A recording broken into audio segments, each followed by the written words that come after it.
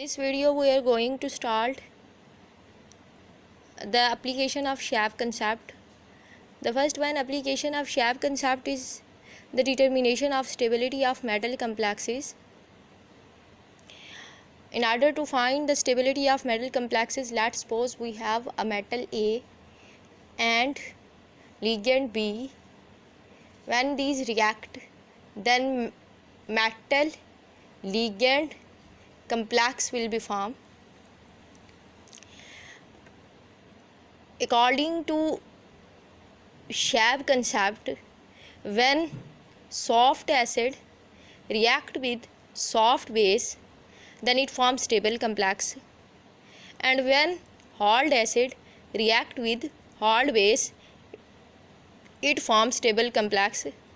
By using this Pearson rule, we can easily determine the stability of the metal complex compound.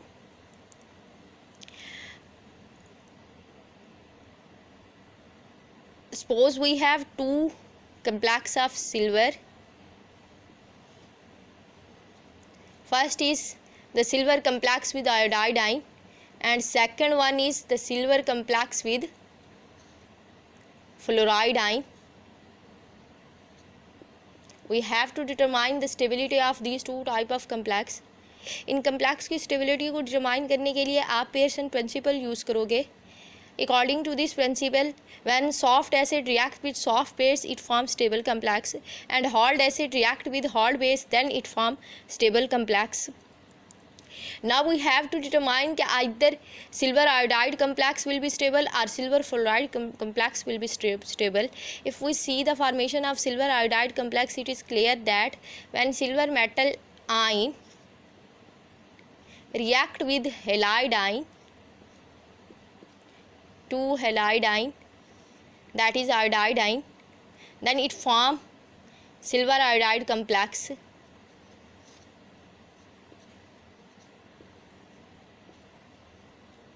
Overall आपके पास one negative charge होगा, क्योंकि silver के पास आपके पास positive charge और halide ion iodide ion के पास आपके पास to negative, तो overall sphere पे आपके पास क्या होगा, one negative charge. By using Pearson principle we have to determine the stability of this complex.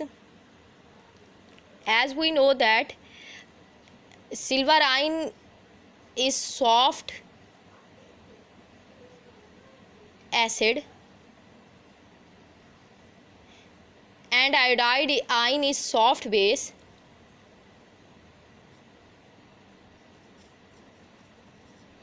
By using Pearson principle, when soft acid react with soft base, then it forms stable complex. So this is the combination of soft and this complex is stable.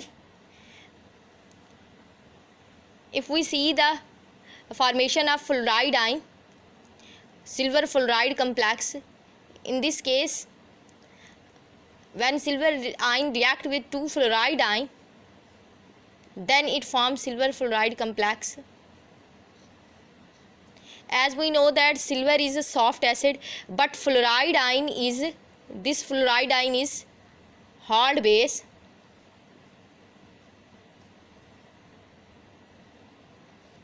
According to Pearson principle, soft acid and hard base when react with each other, then it form in stable complex. तो अब अगर आप देखो stability in दो complexes की, तो it is clear that silver iodide complex will be formed by the combination of soft acid and soft base.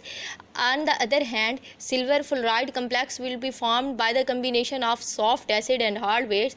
That's why a silver fluoride complex is less stable than that of silver iodide complex, and we can say it is unstable and it is more stable complex.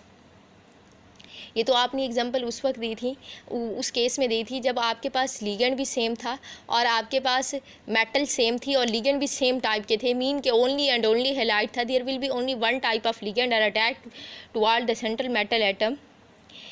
Let's suppose we use such type of other complex example. अगर आप इसी तरह की दूसरी complex की example देखें,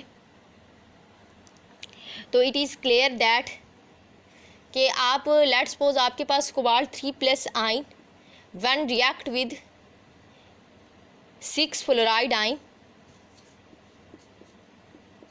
then it form complex, coordinate complex.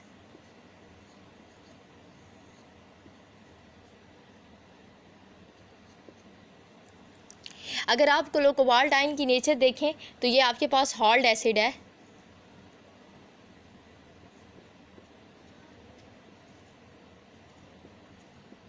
And fluoride ion आपके पास हॉल्ड बेस है।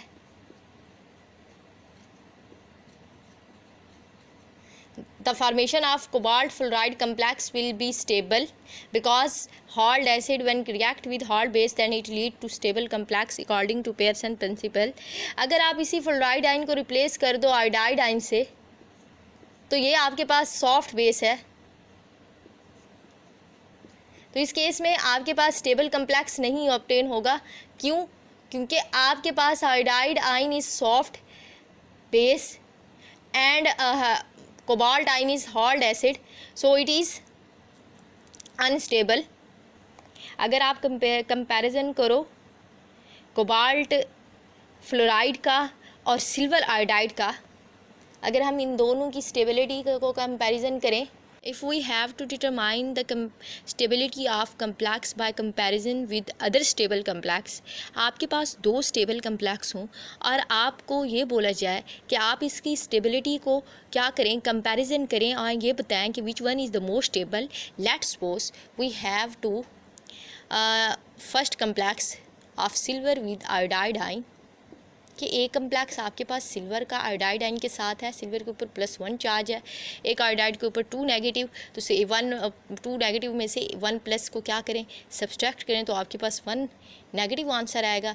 इसी तरह से दूसरा कम्प्लेक्स आपके पास कोबाल्ट का फ्लोराइड आयन के साथ है 6, ये आपके पास 3 प्लस है, इसकी ऑक्सीडेशन स्टेट फ्लोराइड आयन के ऊपर 1 नेगेटिव होती है, तो ओवरऑल आपके पास 3 नेगेटिव कम्प्लेक्स ऑक्सीडेशन स्टेट होगी स्फीयर पे।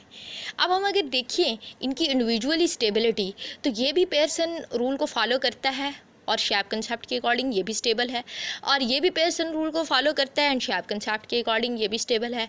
मीन कि ये आपके पास सॉफ्ट एसिड है और ये आपके पास सॉफ्ट बेस है। ऐसे कम्प्लेक्स जो सॉफ्ट एसिड और सॉफ्ट बेस की कम्बिनेशन से जनरेट हों, उनकी इंट्रैक्शन से क्रिएट हों प्रोडक्ट, तो वो आपके पास क्या हुआ करती हैं, स्टेबल हुआ करती हैं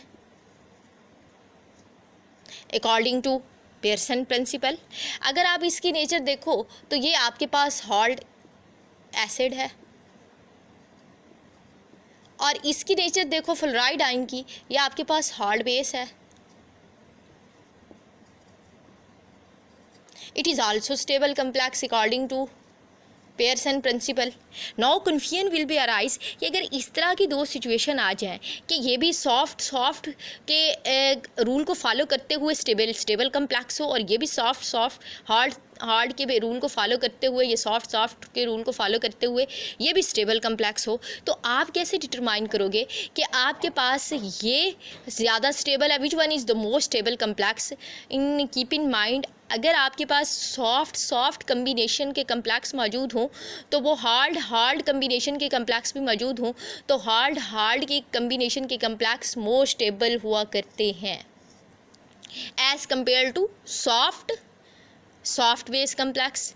अब इसकी रीज़न क्या है, बिकॉज जैसे आपके पास सेंट्रल मेटल एटम के ऊपर चार्ज इंक्रीज़ होता है तो electrostatic force of attraction between increase होता है, तो electrostatic force of attraction between the acid hard acid and the hard base will be increased. जैसे electrostatic force of attraction increase होती हैं तो इनकी मोर स्टेबिलिटी होती है एज़ कम्पेयर टू दिस। इस केस में आपके पास +1 चार्ज है और इसके ऊपर 1 नेगेटिव 2 नेगेटिव 1 नेगेटिव चार्ज है। अब ये इसमें फोर्स ऑफ अट्रैक्शन कम है, मीन के ये इलेक्ट्रॉन डेफिशिएंट कम है आपके पास सिल्वर आयन, तो ये इसकी लेस टेंडेंसी होगी लिगेंड को अट्रैक्ट करने के लिए।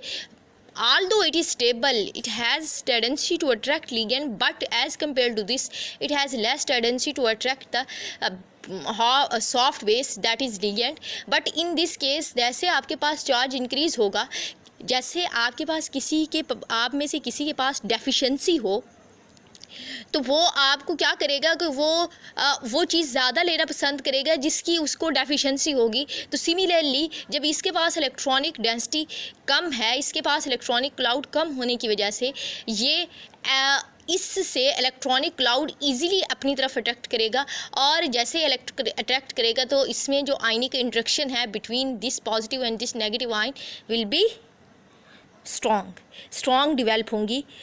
So we can say because of the interaction of Hald acid and Hald base, it is prominent due to a more strong electrostatic attraction will be developed. अगर आपके पास इस तरह की सिचुएशन आ जाए कि आपके पास इस तरह का कम्बिनेशन ना हो कि आपके पास soft acid soft base and hard acid hard base का कम्बिनेशन ना हो, आपके पास इस तरह की कम्बिनेशन हो कि एक आपके पास एल्यूमिनियम फ्लोराइड का कम्प्लेक्स हो. Let's suppose we have aluminium fluoride complex, ये भी आपके पास 3+ ऑक्सीडेशन स्टेट में है, ओवरऑल 1 नेगेटिव, और उसी की ग्रुप की फैमिली का डॉन द ग्रुप की फैमिली का आपके पास एंडियम का कम्प्लेक्स हो, ये भी आपके पास क्या है 4 है, 1 नेगेटिव. अगर आप देखें तो these two type of complex have same in nature, mean कि ये हॉल्ड के हैं. ये आपके पास हॉल्ड एसिड है और ये आपके पास हॉल्ड बेस है.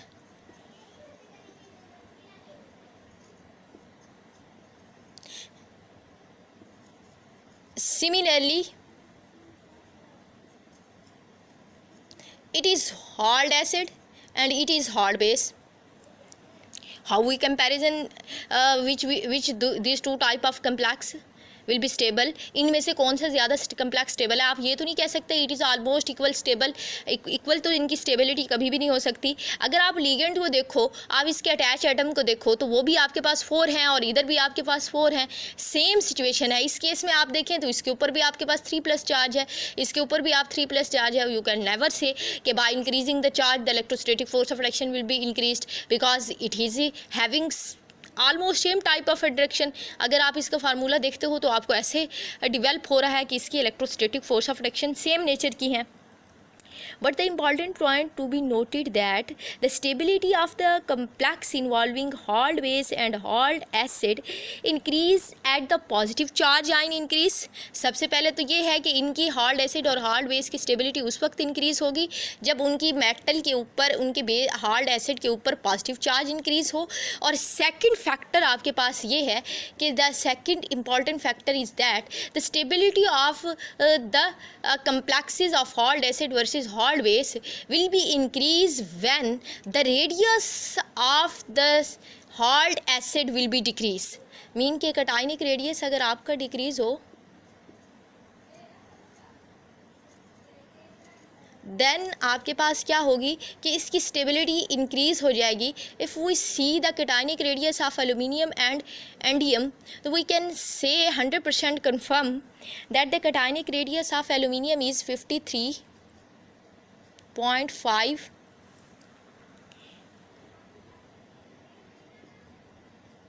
picometer and the catanic radius of indium is 80 picometre.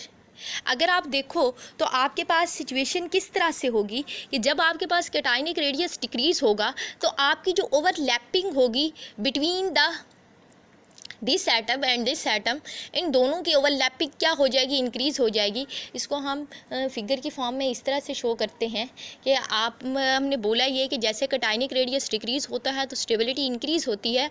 इस केस में कैटायनिक रेडियस इंक्रीज़ है तो स्टेबिलिटी आपके पास इंक्रीज़ है. आप देखें तो आपके पास इस मेटल का कैटायनिक रेडियस लेट्स सपोज इतना है और इस मेटल का आपका कैटायनिक रेडियस इतना है और आपके पास फ्लोराइड आयन है, सेम लिगेंड है और ये भी सेम लिगेंड है. तो इस केस में इसका आपके पास क्या होगा कि इसके साथ ये ओवरलैपिंग अगर इस तरह से करता है तो इसके साथ ये ओवरलैपिंग भी इसी तरह से करेगा।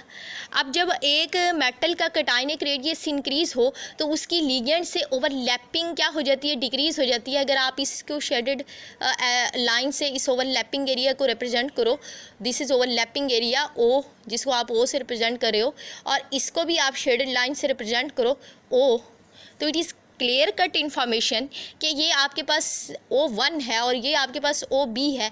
अगर आप इसका एरिया कंपैरिजन करो तो this area overlapping area will be greater than overlapping area of OB, कि O1 जो है ओवरलैपिंग एरिया है वो आपका ग्रेटर होगा OB के ओवरलैपिंग एरिया से, जो that is develop due to the this type of complex and that is developed due to this type of complex।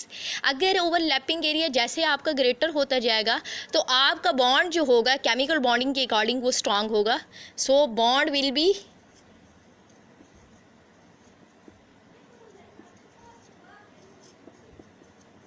Strong, और सिमिलरली इस केस में आपके बॉन्ड क्या होगा, वीक होगा। सो जिस कंपाउंड का बॉन्ड वीक हो वो लेस स्टेबल हुआ करते हैं, और जिस कंपाउंड का बॉन्ड स्ट्रांग हो वो ज़्यादा स्टेबल हुआ करते हैं। तो down the group according to HSAB concept, अगर आपके पास सेम मेटल और सेम लिगेंड नेचर का हो, मीन हार्ड एसिड और hard base, when combine then down the group stability will be decrease because of the decrease in overlapping area of hard acid versus hard base.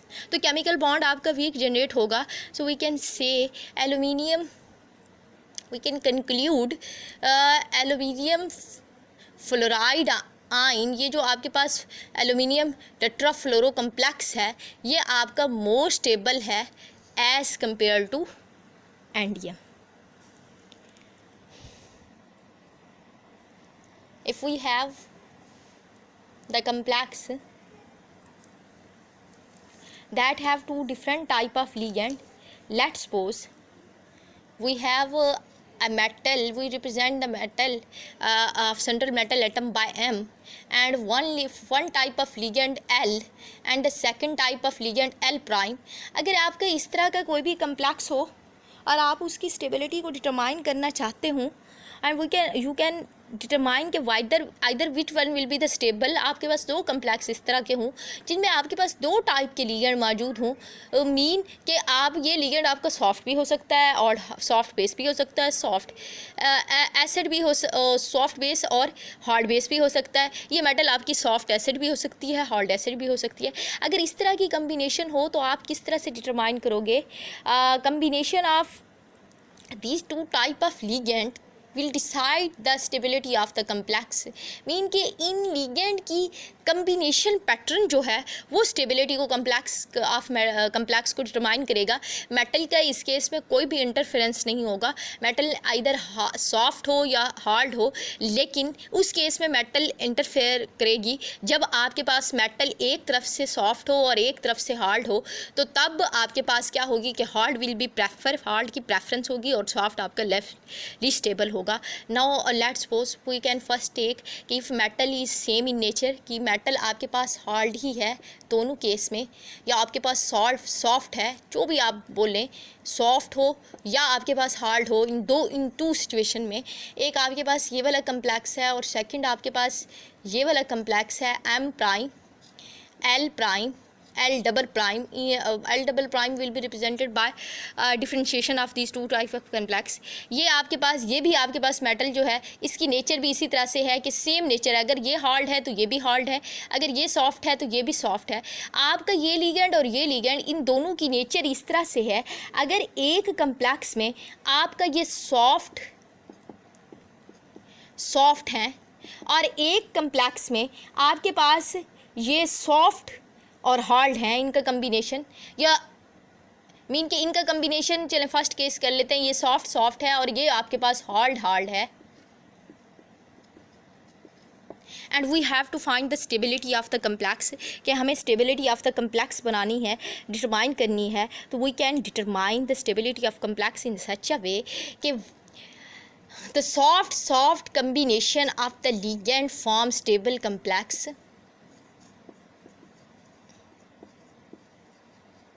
and similarly hard combination of ligand form stable complex mean कि अगर इन दोनों ligand की nature same हो, ये भी soft हो ये भी सॉफ्ट हो, मेटल चाहे आपके पास हार्ड हो या सॉफ्ट हो, ये स्टेबल होंगे। और इसी तरह से अगर ये दोनों हार्ड के कम्बिनेशन से आपका कम्प्लेक्स बना हो तो वो भी आपके पास क्या होगा, स्टेबल होगा।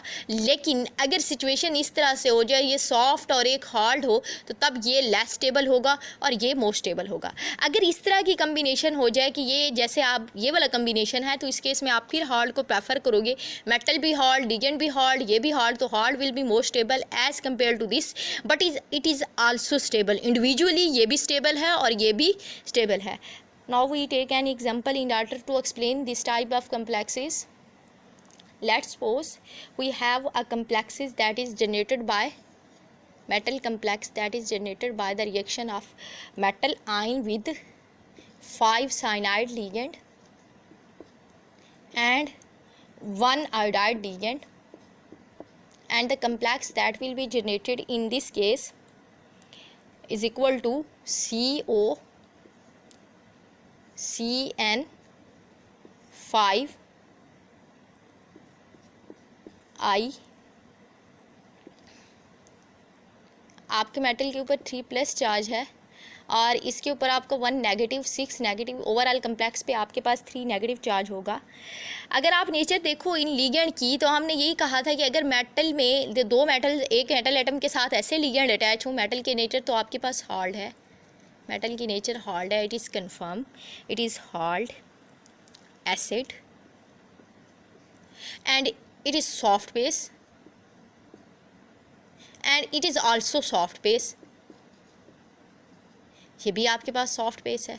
अब आपका कम्बिनेशन का जो पैटर्न था वो सॉफ्ट क्या है, ओके है। तो according to this is the stable complex because both type of ligand, यानी कि L it is let's suppose it is L and L prime, both are stable, both are soft in nature, soft base and soft base, and metal is hard, then it is stable complex. इसमें आपके पास electrostatic force of reaction भी develop होंगी।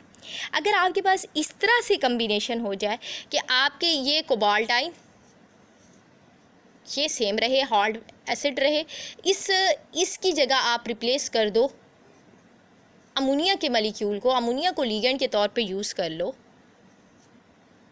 तो और आपके पास iodide ion भी सेम हो, ये लिगेंड आपने रिप्लेस किया, जस्ट इधर आपने साइनाइड लिखा, इधर आपने अमोनिया लिखा।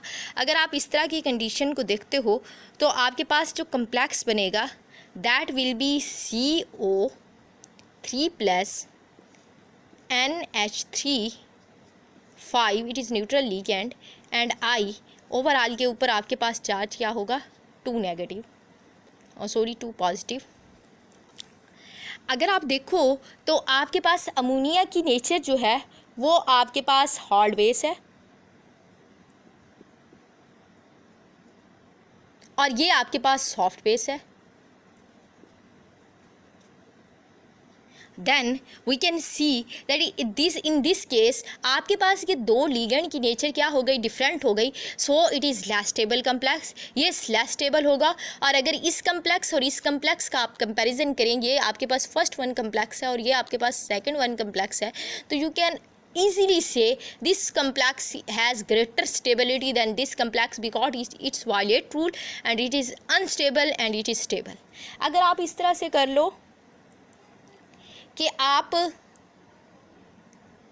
इस आयोडाइड आयन को रिप्लेस कर दो, ये आपके पास हार्ड बेस थी और इसको आपने रिप्लेस कर दिया किसके साथ, फ्लोराइड आयन के साथ।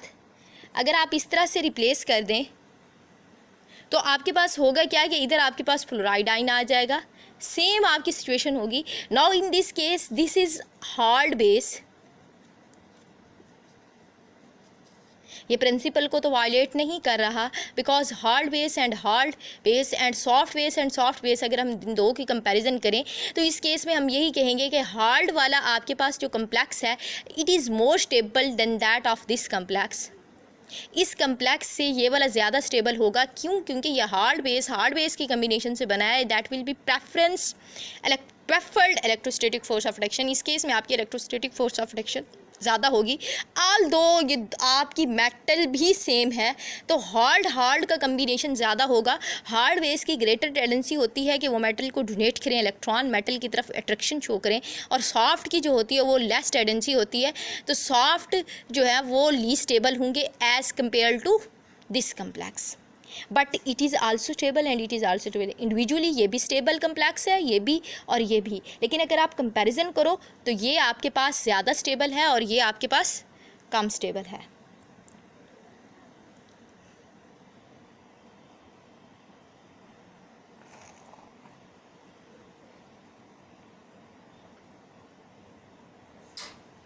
Now we discuss the second example or second application of shape concept,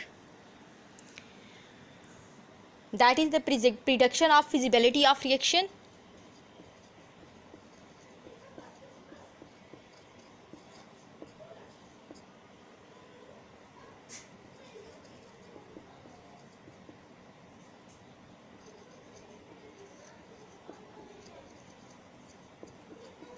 The shape concept has important application in order to detect the prediction or feasibility of the reaction कि either reaction will be in forward direction or reaction will be in reverse direction. इस case में अगर आप इस तरह से consider करते हैं, अगर आपके पास दो रिएक्टेंट हों, एक आपके पास R1 हो और एक आपके पास R2 हो, अब इन दोनों का जब आप कम्बिनेशन करो, इन दोनों को मिक्सअप करो, तो आपके पास जो प्रोडक्ट ऑब्टेन हो P1 and P2, that will have arises due to hard interaction or soft interaction,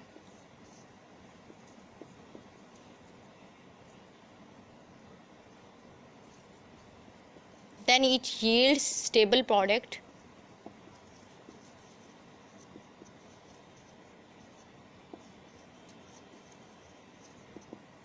देखिए, आप इसमें सिंपली देखें कि अगर आप दो चीज़ों को इस तरह से मिक्स करें कि उनमें जब आयन एक्सचेंज हो कि एक का आयन दूसरे के आयन से और एक का कटायन दूसरे के कटायन से और एक का एनायन दूसरे के एनायन से रिप्लेस हो, और आपके पास जो प्रोडक्ट ऑब्टेन हो वो इस तरह की प्रोडक्ट हो कि उसमें एक हार्ड एसिड और एक हार्ड बेस हो, या एक सॉफ्ट एसिड और एक सॉफ्ट बेस हो, तो इस तरह की इंट्रैक्शन प्रोडक्ट में अगर आपको ऑब्जर्व हो तो that type of reaction will be feasible and its direction will be in forward in direction. अगर आपका इस तरह का फिनोमेनन अक्कर ना हो तो ये आपके रिएक्शन जो होंगे वो रिवर्स स्टेट में क्या होंगे, ज़्यादा गो करेंगे as compare to forward state. ये किस वक्त कम्बिनेशन होता है कि जब आपके पास इस तरह का कम्बिनेशन है, how we can use the reaction लगाने से पहले आपको थोड़ी कंडीशन देखनी पड़ती हैं कि आप किस तरह की रिएक्शन को मिक्स करेंगे कि आपके पास ये स्टेबल कंपाउंड बने। आपका रिएक्टेंट R1 और आपका रिएक्टेंट R2 इस तरह कंबाइन हो, एक आपके पास हार्ड एसिड और दूसरा आपके पास सॉफ्ट बेस। इन रिएक्टेंट की कम्बिनेशन, रिएक्टेंट की नेचर इसको अगर मैच नहीं करेगी, इन दोनों के पेयर फोर्थ स्टेट इनके हार्ड सॉफ्ट और हार्ड सॉफ्ट के फिनोमेनन को अक्कर करते हुए होगी, तो फिर आपके पास जो प्रोडक्ट होगा वो स्टेबल बनेगा। इस चीज़ को अंडरस्टैंड करने के लिए हम एक एग्जांपल लेते हैं। So in order to explain this phenomenon, let's suppose हमारे पास लिथियम आयोडाइड है और उसका आप रिएक्शन कर रहे हो सीजियम फ्लोराइड के साथ। आपके पास जो प्रोडक्ट ऑब्टेन हो रही है, आपके पास लिथियम फ्लोराइड आयन एक्सचेंज होगा because this ion कटाइन will replace this A9 and this कटाइन will replace this A9, तो आपके पास सीजियम आयोडाइड आएगा। ये आपके पास प्रोडक्ट्स हैं। अब आप देखें तो आप ये देखना चाहते हैं कि either this reaction will be feasible और not. If this the product has soft combination और hard combination, then reaction will go to forward direction, otherwise reaction will go to backward direction. Product की chances फिर नहीं होंगे, फिर reactant ही रहेंगे। इस case के लिए हमें क्या देखना होगा कि इसकी नेचर देखनी होगी और इसकी नेचर देखनी होगी। अगर आप देखते हो तो आपके पास लिथियम हार्ड एसिड है, लिथियम इज़ हार्ड एसिड। अब आप देखिए तो ये आपके पास क्या है, सॉफ्ट बेस है। इसको देखें तो ये आपके पास सॉफ्ट एसिड है, और इसको देखें तो ये आपके पास सॉफ्ट हार्ड बेस है, हार्ड बेस। अब आयन एक्सचेंज कैसे होता है? आयन एक्सचेंज रिएक्शन ये होता है कि ये वाला जो आपके पास हार्ड एसिड है, ये आयन यानी कि पॉजिटिव आयन, ये इसके आयन को पिक करता है और प्रोडक्ट देता है, मीन के lithium pick fluoride ion and form product. अब लिथियम आपके पास हार्ड एसिड है और फ्लोराइड आपके पास हार्ड बेस है, तो आपकी प्रोडक्ट जो है हार्ड रूल को फॉलो कर रही है, हार्ड इंटरेक्शन से डिवेल्प हो रही है।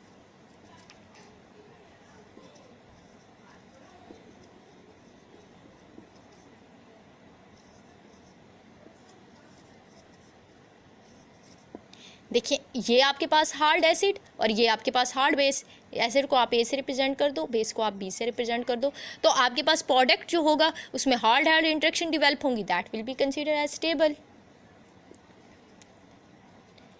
अगर आप देखो ये वाला, ये आपके पास सॉफ्ट एसिड है और ये किसको रिप्लेस करता है रिएक्शन में, ये आपके पास रिप्लेस करता है इस तरह से, ये इसको पिक करता है, इसके एनाइन को, आयन एक्सचेंज होती है कि कटाइन एक के एनाइन और दूसरा एनाइन दूसरे के कटाइन को पिक करता है। अब ये देखें, ये कटाइन जब इसको पिक करेगा, ये आपके पास सॉफ्ट एसिड है और इसकी नेचर आपके पास सॉफ्ट बेस थी ये वाली, तो ये आपका किसका कम्बिनेशन क्या हुआ, सॉफ्ट।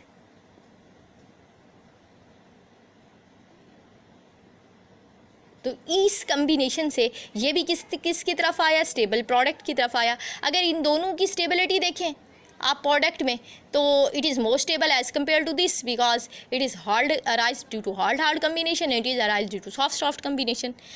तो so we can say this reaction will be goes in forward direction. ये रिएक्शन आपके पास क्या होगा, फॉरवर्ड डायरेक्शन में गो करेगा।